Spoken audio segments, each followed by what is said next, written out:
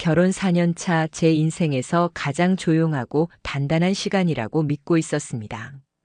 아내와 저는 시끄러운 다툼 없이 나란히 늙어갈 사람처럼 그렇게 살고 있었죠. 평일엔 각자 직장에서 바쁘게 일하고 주말이면 집 근처를 산책하며 시간을 보냈습니다. 남들이 보기엔 지루하다 할 수도 있었겠지만 저에게는 그 일상이 참 고마운 나날이었습니다. 그런데 그 평온한 나날의 틈에 아주 작고 미세한 금이 가기 시작한 건 어느 겨울 수요일 저녁이었습니다. 아내는 책을 좋아하는 사람이었습니다. 지방의 공립도서관에서 일하며 문화센터 수업도 자주 들었죠.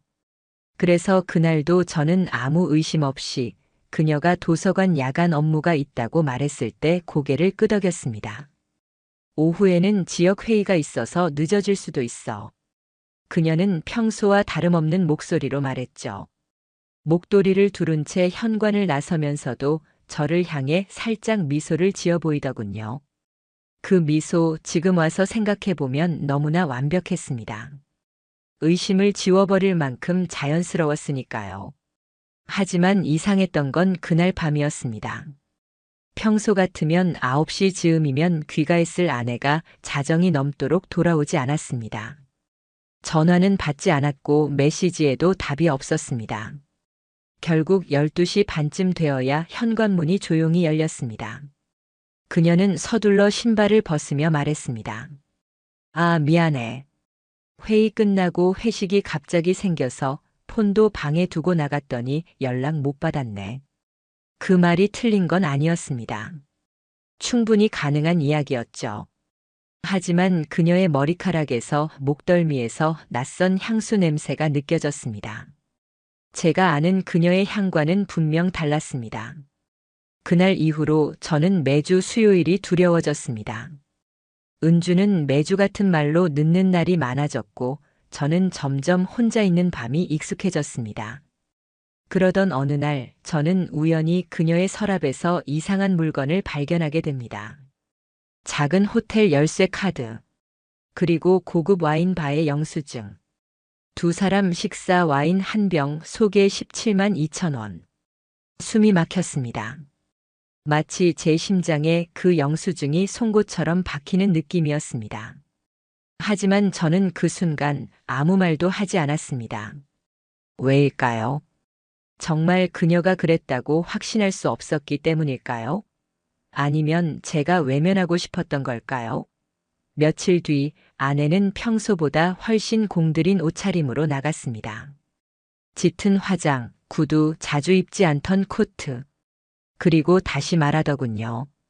오늘 도서관 모임이 좀 길어질 거야. 그날 저는 그녀를 따라 나섰습니다.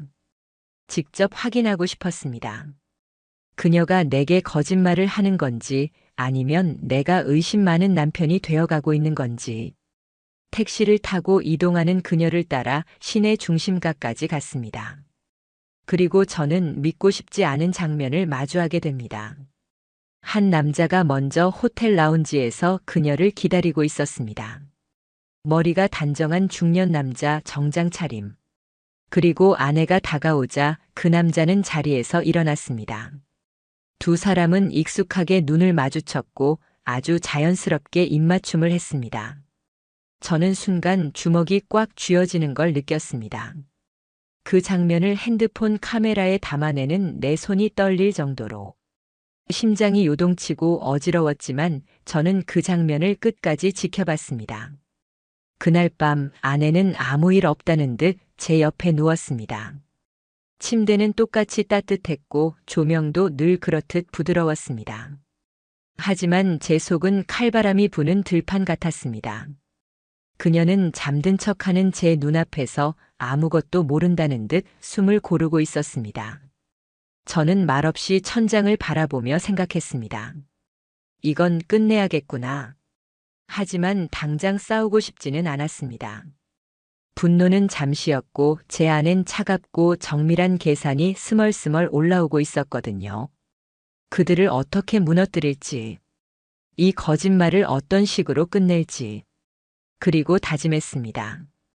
나는 이 복수를 절대 감정적으로 하지 않겠다고. 차갑게, 철저하게, 절대 흔들리지 않고 밀어붙이겠다고. 그날 이후 저는 매일이 연극처럼 느껴졌습니다. 같은 집, 같은 침대, 같은 식탁에 앉아 있었지만 우리는 완전히 다른 시간을 보내고 있었습니다. 아내는 매일 저에게 아내의 역할을 해냈고 저는 그 사실을 아는 채로 아무것도 모르는 남편 역할을 연기했죠. 하지만 저는 결코 가만히 있지 않았습니다. 그날 호텔 앞에서 본 남자의 얼굴이 자꾸 머릿속에서 반복됐고 그 이미지 하나만으로 저는 움직이기 시작했습니다. 우선 그녀의 휴대폰부터 살폈습니다. 아내가 샤워 중일 때, 책을 읽고 있을 때, 잠금 해제 후 열어본 앱들은 평범했습니다. 카카오톡도 문자도 통화 목록도 모두가 너무 깨끗했습니다. 그게 오히려 이상했습니다. 통화 내역이 너무 적었고 문자 메시지는 며칠 전까지만 있고 심지어 카카오톡 대화방도 대부분 삭제돼 있었습니다. 제가 의심한 건 바로 그 없음이었습니다. 정상적인 사람이라면 남아있어야 할 대화가 없다는 건 오히려 숨기고 있다는 증거였죠.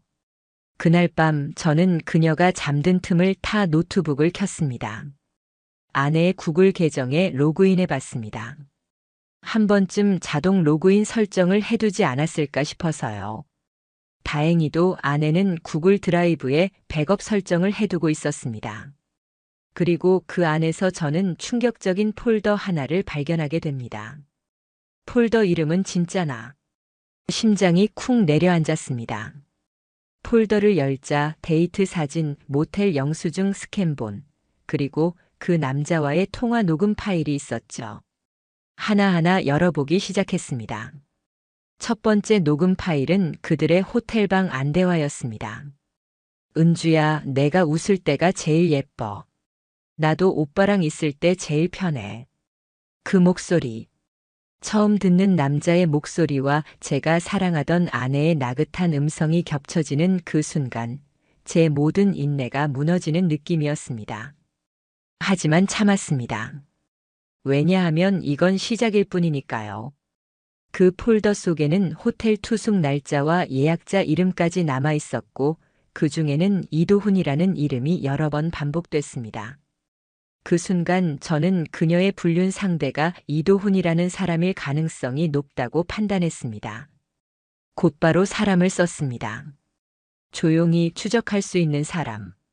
지인을 통해 소개받은 분이었는데 직접 뛰지 않아도 충분한 자료를 모아줄 수 있는 분이었죠. 며칠 뒤 연락이 왔습니다. 이도훈, 1979년생. 병원 행정팀장. 유부남입니다.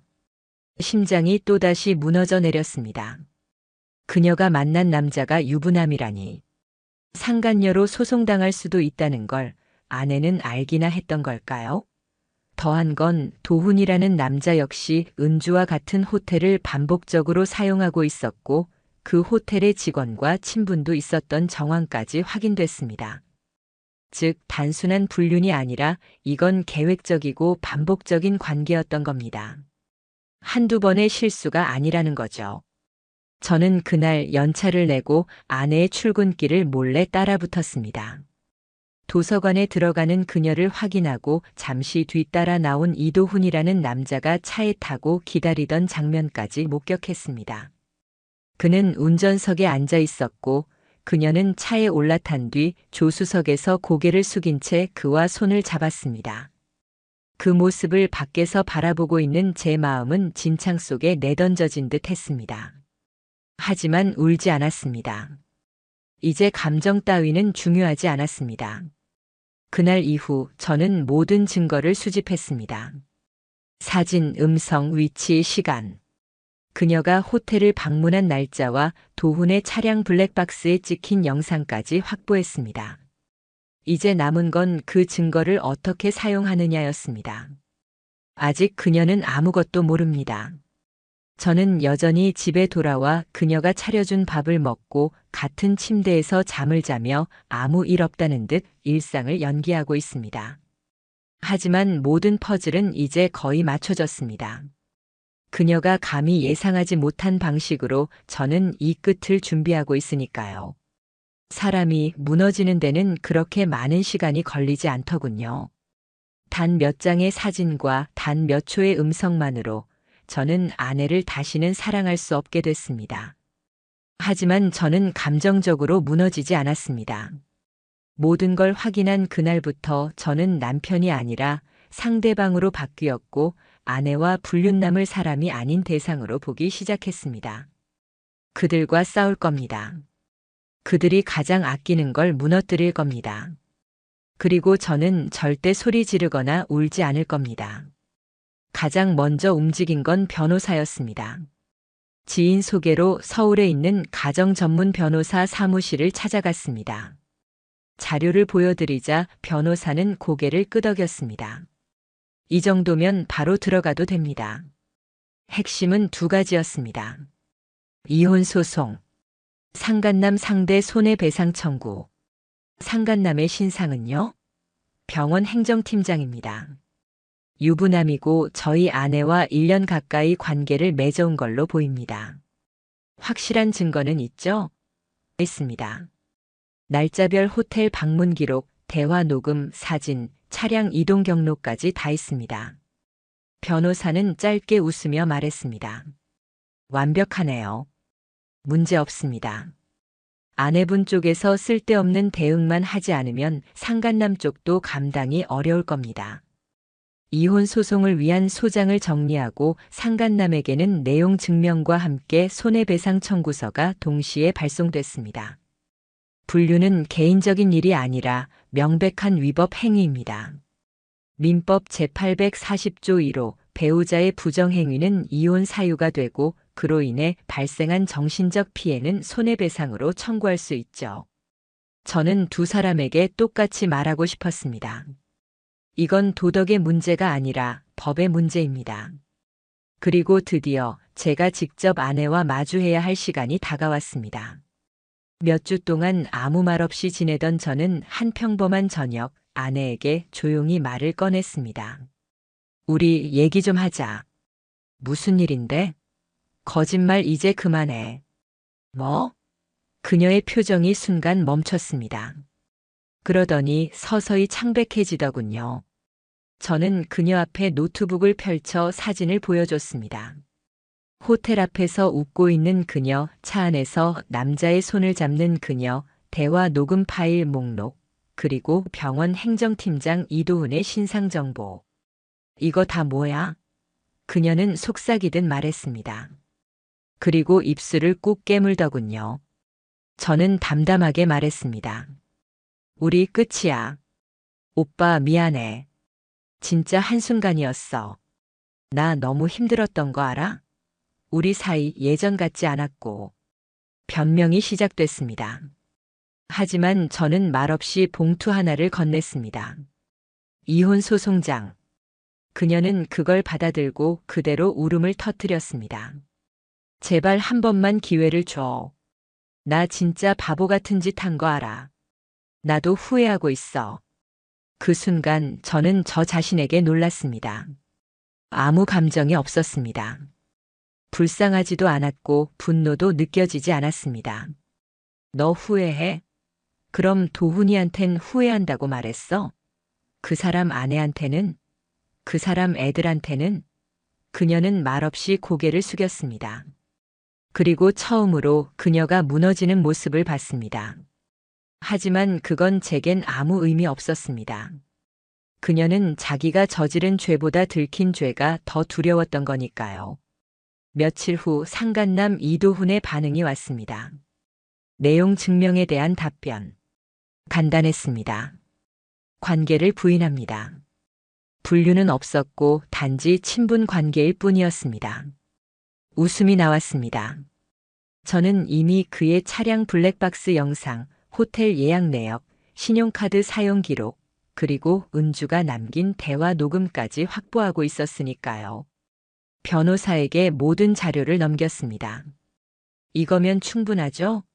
네. 이도훈 씨는 아주 곤란한 상황이 될 겁니다. 그날 밤 저는 오랜만에 창문을 열었습니다. 겨울 공기가 아직 차가웠지만 이상하게도 마음이 후련했습니다. 지금까지는 상처를 삼켰지만 이제부터는 제가 이길 차례였습니다. 그들이 저지른 잘못에 대한 책임을 끝까지 물을 겁니다. 합의 같은 건 없을 겁니다. 이건 감정 싸움이 아니라 인생을 망가뜨린 대가에 대한 정당한 청구니까요. 소장이 접수되고 재판 일정이 잡히기까지는 생각보다 오래 걸리지 않았습니다. 아마도 증거가 너무 명확했기 때문이었을 겁니다. 담당 판사는 조정 없이 바로 정식 재판으로 진행하겠다고 판단했습니다. 그때까지도 아내는 제가 마음을 바꾸기를 기대하는 눈치였습니다. 정말 이렇게까지 해야 해? 너랑은 이미 끝났다고 말했잖아. 내가 잘못한 건 맞아. 근데 이렇게까지 해야 속이 시원하겠어? 그녀는 계속해서 과하다고 말했지만 사실 그 어떤 반성도 하지 않았습니다. 단지 상황이 이렇게 커졌다는 것에 놀랐을 뿐이었죠. 진짜 반성하는 사람은 상간남의 아내였습니다. 상간남에게 내용 증명이 전달된 지 며칠 후 그의 아내가 저에게 직접 연락을 해왔습니다. 처음엔 경계했지만 전화를 받았을 땐 그녀도 눈물로 떨고 있었습니다. 저도 이제 알았어요. 남편이 그런 짓을 했다는 걸. 아이들도 있는데 어떻게 해야 할지 모르겠어요. 죄송합니다. 정말 죄송합니다. 제가 사과를 받아야 할 사람은 아니었지만 그녀는 그 누구보다도 진심으로 고개를 숙였고 아이들 이야기를 꺼내는 순간 저 역시 말문이 막혔습니다. 아이들한테만은 상처 안 가게 해주세요. 제가 그 사람한테 법적으로도 인간적으로도 똑바로 책임 묻겠습니다. 그녀는 이혼을 준비 중이라고 했고 상간남 이도훈 역시 회사 징계 절차에 들어갔다고 했습니다.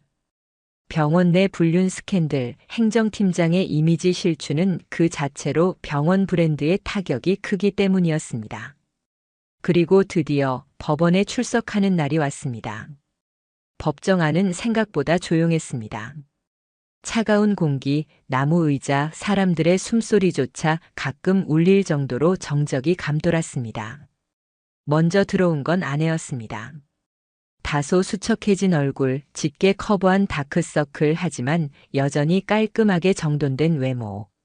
그녀는 제 자리를 슬쩍 쳐다보았지만 저는 시선을 돌리지 않았습니다. 이제 그 눈빛이 아무런 의미도 없었거든요. 그리고 잠시 후 상간남 이도훈이 들어왔습니다. 검정 수트, 단정한 머리, 어디서도 부끄러움을 감추려는 듯한 모습이었습니다. 하지만 눈빛은 아직도 자신이 무너졌다고 믿지 않는 사람의 눈이었습니다. 법정에선 제 변호사가 차분히 모든 증거를 제시했습니다. 호텔 CCTV 영상 캡처, 차량 블랙박스 자료 위치 기록, 그리고 가장 결정적인 녹취 파일까지. 녹음 속에서 아내와 이도훈은 이렇게 말하고 있었습니다. 이번엔 오래 있자, 시간 많으니까. 응, 우리 둘만 있는 이 시간이 제일 좋아. 법정 안에 정적이 흘렀습니다. 판사님이 조용히 물으셨습니다. 피고 측은 이 증거를 부정하십니까? 이도훈 측 변호사가 고개를 숙였습니다. 인정합니다. 변명의 여지가 없습니다. 그리고 그 순간 아내가 울기 시작했습니다. 처음으로 진심인지 연기인지 구분하기 어려운 눈물. 하지만 저는 외면했습니다. 그녀가 진작 울었어야 할 그 시간들, 혼자 침대에 누워 벽을 바라보며 고통을 삼켰던 날들을 떠올리면 그 눈물은 제게 아무런 울림도 주지 못했습니다. 재판이 끝나고 법정을 나서는 길 기자 하나가 소송 자료를 어디선가 들었는지 몰래 사진을 찍는 장면이 보였습니다. 이혼 소송과 상간 소송은 당사자 간의 일이라 언론에 알려지는 경우는 드물지만 상간남이 소속된 병원이 지역에서 꽤 유명했기에 정보가 새나갔을 가능성이 있었죠. 며칠 뒤 병원 홈페이지에는 간략한 공지가 떴습니다. 본원은 임직원의 윤리적 일탈에 대해 유감을 표하며 내부 징계 절차를 진행 중입니다. 그리고 그날 이후 이도훈의 이름은 병원 웹사이트에서 사라졌습니다. 저는 생각보다 빨리 판결을 받았습니다. 이혼은 제 유책 사유 없음으로 인정, 재산 분할은 제 몫이 우선시되었고 상간남에 대한 손해배상 역시 청구액 전액 인정. 그렇게 법적으로도 도의적으로도 그들 둘은 완전히 무너졌습니다.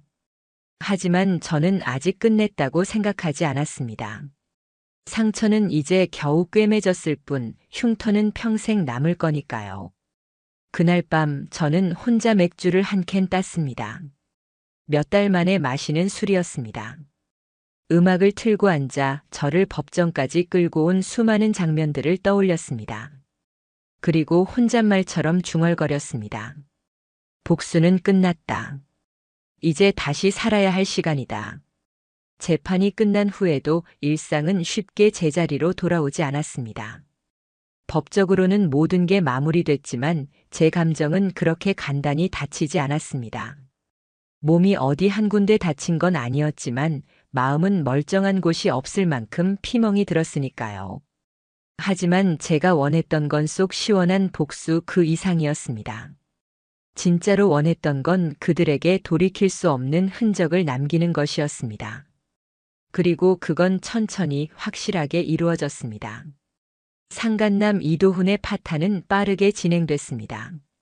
법원 판결로 손해배상 2천만 원 전액 지급 판결을 받았고 병원 측은 윤리 규정을 위반한 이유로 인사위원회를 열었습니다. 그리고 한 달 후 공식적으로 해임 조치됐습니다. 그는 이후 지역 커뮤니티에서 언급되기 시작했습니다. 유부남이 바람피워서 잘린 그 병원 팀장이라는 꼬리표는 그를 어디서도 쉽게 받아주지 않게 만들었습니다. 그의 아내 역시 결국 이혼을 선택했습니다. 아이 둘을 혼자 키우기로 했고 이도훈은 양육비와 위자료까지 이중으로 떠안게 됐습니다. 직장도 가족도 평판도 모든 걸 잃은 그는 지금은 지방의 허름한 체육센터 관리직으로 일하고 있다고 들었습니다. 월급은 예전의 절반도 안 되고 사람들 눈을 피해 다닌다고 했습니다. 그런데도 그는 저에게 사과 한마디 없었습니다. 자신의 인생이 망가졌다는 생각만 했겠죠. 누군가의 인생을 훔쳐놓고 도둑이 처벌받았다고 억울해할 뿐인 사람. 그래서 저는 동정심도 분노도 남지 않았습니다. 그냥 그저 그렇게 사라진 사람일 뿐이었습니다. 그리고 아내. 그녀는 부모님 댁 근처 원룸으로 이사했습니다. 도서관 계약직 자리도 끝났고 지인 중 누군가가 그녀의 불륜 사실을 알게 된 이후 더 이상 예전처럼 일상적인 관계를 맺는 것도 어렵게 됐습니다. SNS도 비공개로 전환했지만 제가 확보해 놓은 사진과 영상이 한 번은 그녀가 다니던 독서 모임 커뮤니티에 퍼진 적이 있었습니다. 그녀는 그 모임을 탈퇴했고 이후로 바깥 활동을 거의 하지 않는다고 들었습니다. 하루는 그녀가 직접 연락을 해왔습니다. 오빠 정말로 지금도 나를 그렇게 증오해? 저는 짧게 답했습니다. 아니, 증오도 아까워서 이제는 아무 감정 없어. 그 말 이후로 그녀는 다시 연락해오지 않았습니다. 그것도 다행이었습니다. 저는 그 후로 몇 달간 회사를 쉬었습니다. 마음이 회복되지 않으면 아무 일도 제대로 할 수 없다는 걸 실감했거든요. 하루하루를 조용히 보냈습니다. 커피를 직접 내려 마시고 산책을 하고 음악을 들으며 아무것도 하지 않는 시간을 보냈습니다. 그리고 그 시간이 지나면서 문득문득 떠오르는 감정들이 이젠 날카롭지 않게 느껴졌습니다. 저는 다시 출근을 시작했고 직장 동료들도 제게 특별한 질문 없이 원래의 일상으로 맞아주었습니다. 그게 참 고마웠습니다. 한 번은 상사분이 이런 말을 했습니다. 사람은 무너지면 안 돼.